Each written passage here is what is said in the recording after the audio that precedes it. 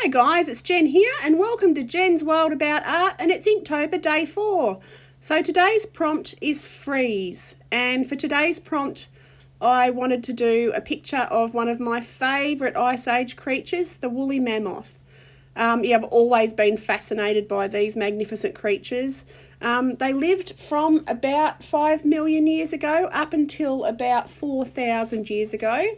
They lived around Africa, Europe, Asia and North America. They died out at the end of the Ice Age. Just climate change, the oceans rose, their land changed, their feeding areas changed and they died out, so sadly. So I'm drawing this guy in with my Tachikawa ink pen and drawing in the fur texture, and I'm using burnt umber for his outline. So I'm popping trunk texture in here and just doing the fur in the main areas that it's really obvious. They had quite a woolly underbelly and quite woolly shoulders, and they had a big lump on the top of their head that was covered in fur. So I've just drawn all that in.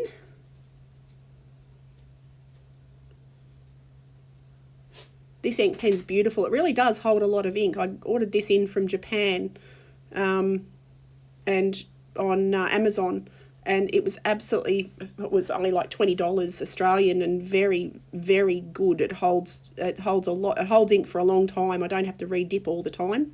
So now I'm putting a wash with my brush, still of ink, but it's Payne's Grey ink.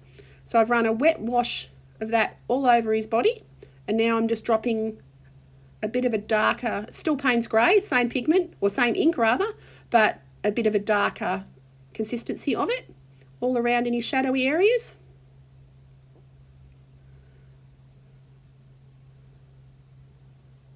And his top of his head's quite dark and the underbelly's really dark, so I'll darken up all of that.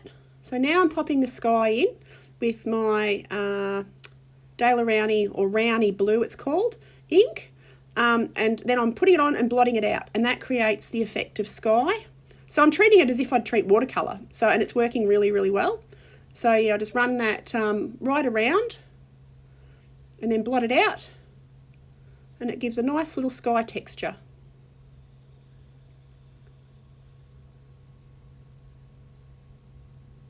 Now I'll pop the ground in underneath this guy, and I've mixed burnt umber and Rowney Blue, and it made that green. So it mixes unusually. It does make, obviously the pigment mixes in this ink are different to my watercolours.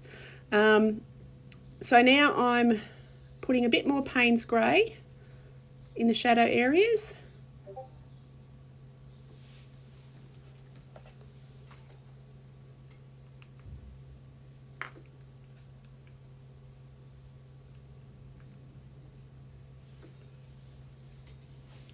And just defining around his fur a little bit more. And under his eye.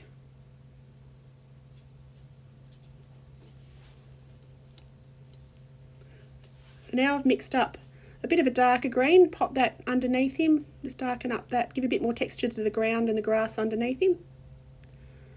And now I'm mixing up a shadow colour, I mixed up a purple, but it turned out a purpley green. But that's fine. It works as a shadow.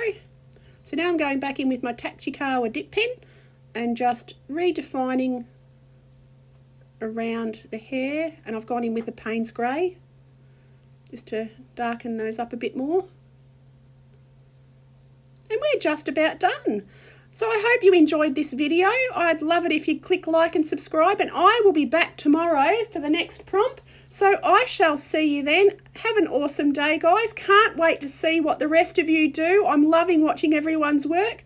So I'll see you all tomorrow. Have an awesome day. Okay, bye.